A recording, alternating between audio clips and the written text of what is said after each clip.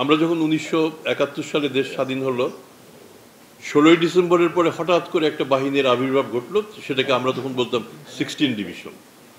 এবারও কিন্তু আপনাদের সামনে আরেকটা সংকট, এখন ভুয়া সমন্বয়ক 5th অগাস্ট ডিভিশন।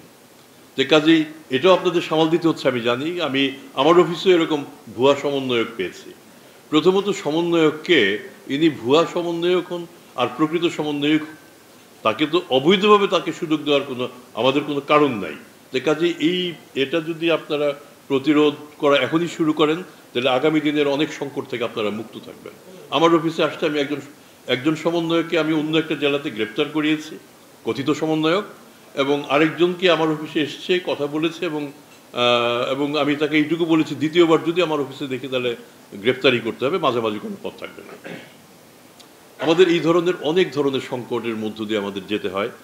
আমরা এখন আমি বলবো যে আমাদের জন্য একটা খুব বড় সুযোগ, একটা অন্তর্বর্তীকালীন সরকার, এটার কোনো রাজনৈতিক পক্ষপাত নাই। কাজে রাজনৈতিক পক্ষপাত যদি না থাকে, আমাদের কাজের পরিবেশটা আমাদের জন্য অনেক ভালো হয়। আমরা অনেক সময় বলে থাকি যে প্রশাসনের রাজনীতিকীকরণ, পলিটিসাইজেশন অফ অ্যাডমিনিস্ট্রেশন। তো এটা কি আসলে কি ব্যাপারটা তাই, না ঠিক উল্টা? আমি আমার অভিজ্ঞতা থেকে যেটা দেখি, এটা আসলে উল্টা। আমরাই বরং রাজনীতিবিদের কাছে যাই, গিয়ে তখন আমরা বলি যে স্যার আমরা আপনার সেবাদাস, আমরা যাই।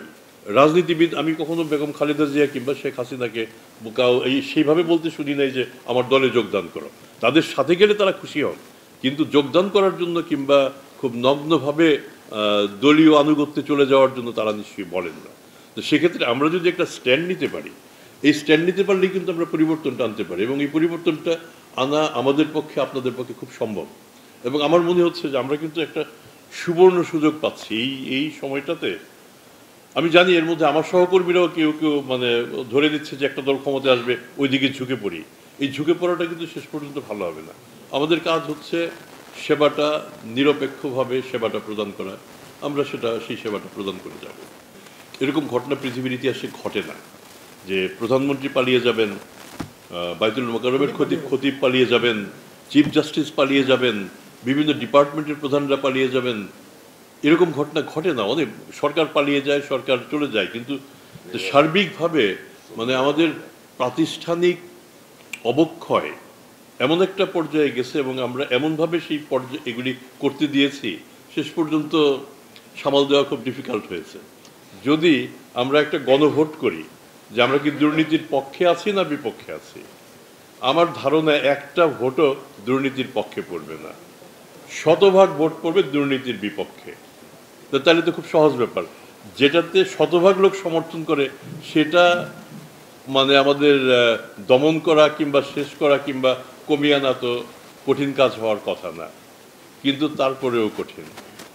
এবং কঠিন যে তার একটা প্রমাণ পাচ্ছি, আজকে বরিশালে আমাদের দুর্নীতি দমন কমিশনের একটা অফিসও স্থাপন করতে হয়েছে।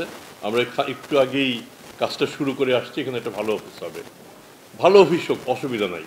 কিন্তু আমার মনে হয় আমরা খুব গর্বের সাথে বলতে পারতাম যে বরিশালের দুর্নীতি দমন কমিশনের কোনো অফিসের প্রয়োজন নাই।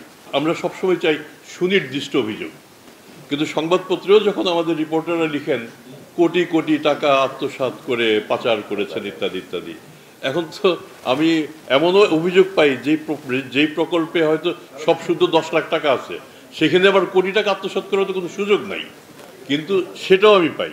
তো এগুলি খুব আমরা যে খুব একটা গুরুত্ব দিই তা না, আমরা দেখি যতটা যাচাই বাছাই করা সম্ভব হয়। আমি যখন দুদকের চেয়ারম্যান হিসেবে কথা বলি, অত্যন্ত সঙ্গত কারণে আপনাদের মনে প্রশ্ন জাগতে পারে এই কথাগুলি বলার অধিকার আমার আছে কিনা। আমরা দুর্নীতির বিরুদ্ধে কথা বলবো, যত মিষ্টি কথাই বলি কিংবা যত কড়া কথাই বলি, সেই কথাগুলি বলার অধিকার প্রথমে আমাদের অর্জন করতে হবে।